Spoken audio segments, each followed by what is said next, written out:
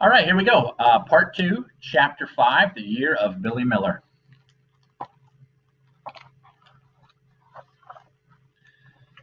There, he'd done it, with Papa's help, and it was no big deal. When Mama had come home from work, Billy and Papa had told her that Billy wanted to call her Mom from now on. Really? She'd said, a trace of sadness in her voice. Really? Truly? Billy and Papa nodded at the same time. I'm Dad, said Papa. Mama put her bag of school things on the floor, sat on a kitchen chair, and pulled Billy to her. She hugged him and in the most natural way said, I guess you're growing up. Yup, he said, squirming away from the hug. Done. Sal was not yet fully emerged from her nap, had shuffled into the kitchen during the middle of the conversation, her eyes still sleepy. She seemed oblivious to what was really happening. She pointed to everyone one by one. You're Billy. You're Papa. You're Mama. I'm me. As if under a spell, Sal grabbed a cookie and climbed onto Mama's lap, melting into her.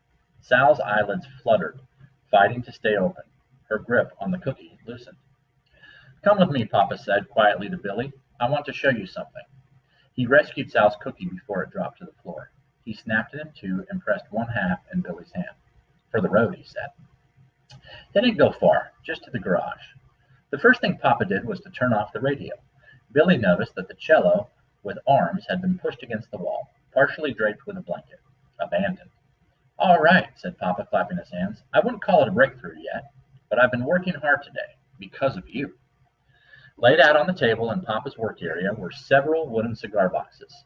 Each one had various items placed inside it. The inside of one box resembled a landscape, another a city. One looked like a funny face with mismatched watch dial eyes, a doorknob nose, and a black plastic comb mustache. The boxes were in differing stages of completion. I've just begun, exclaimed Papa. At this point, I'm just trying to move things around, trying things out. Nothing's close to being finished. They're dioramas, said Billy. He grinned. I helped you. I gave you the idea. You did, said Papa, smiling, and I thank you. I'm calling them assemblages, because that's just a fancy way of saying they're dioramas.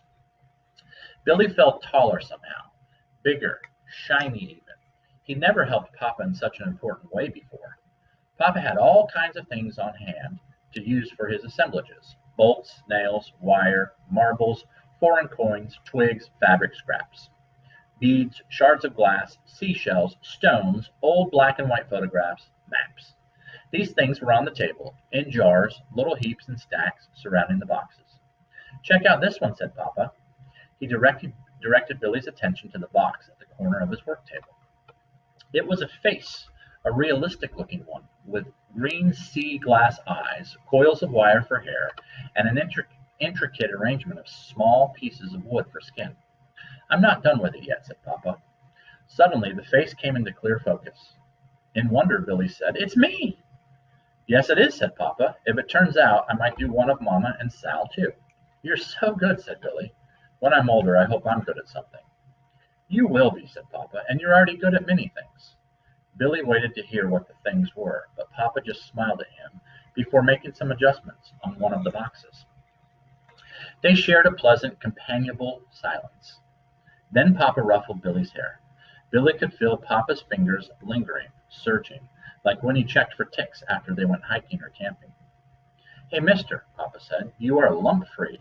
Strangely, it was as if Papa's words were coming through his fingers and from all around, pressing against Billy, and Billy felt the full force of Papa's attention. Billy hadn't thought about his lump in a while. He raised his hand and felt for himself. It was true. His lump was gone. A fact. Let's tell everyone, he said. Let's, said Papa. And after that, you can help me make dinner. Can we have macaroni and cheese? I think that could be arranged, said Papa. With his arms stretched wide, he guided Billy out of the garage. You're a good boy, a good lump-free boy. Thank you, Papa. Yes, I am. Hey, what about Dad? I thought I was Dad. Oh, said Billy, I forgot. He paused. He puckered his lips, then bit his lower one and released it.